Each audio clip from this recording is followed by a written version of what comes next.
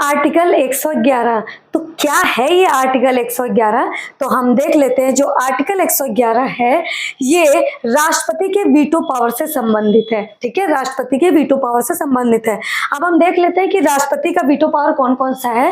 तो अत्यंतकारी वीटो, ठीक है, अत्यंतकारी वीटो यानी ऑब्सोल्यूट वीटो जो लगाया जाता है, यानी कि संसद में कोई बिल पारित हुआ और इसके बाद वो उस बिल पे हस्ताक्षर के लिए अगर राष्ट्रपति के पास जाते हैं तो राष्ट्रपति चाहे उस बिल को रिजेक्ट कर सकते हैं और इसके लिए ये अत्यंतकारी वीटो लगाते हैं। ठीक है, अब देखते हैं निलंबकारी वीटो यानी सस्पेंडिव वीटो। ठीक है, तो निलंबकारी वीटो यानी कि संसद में अगर कोई बिल पारित होता है और वो हस्ताक्षर के लिए अगर राष्ट्रपति के पास जाता है तो राष्ट्रपति उस पर पुनर्विचार के लिए यानी रिव्यू के लिए उसको वापस कर सकते हैं। ठीक है, और क्वालिफाई वीटो यानी ये राष्ट्रपति का विशेषाधिकार होता है। ठीक है, इसके बाद देखते हैं जेबी वीटो यानी पॉकेट में यानी जेब में वे इस वीटो को रख सकते हैं। यानी कि अगर राष्ट्रपति के पास कोई बिल जाता है तो वो चाहे इस बिल को अगर वो वापस लौटा नहीं सकते तो इसको अनिश्चित काल के लिए अपने पास रख सकते हैं।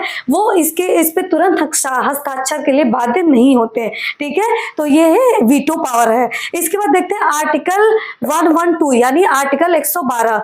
तो आर्टिकल 112 में बजट की चर्चा है। ठीक है, आर्टिकल 112 में बजट की चर्चा है। अब ये देखते हैं कि राष्ट्रपति को बजट प्रस्तुत करने का अधिकार है।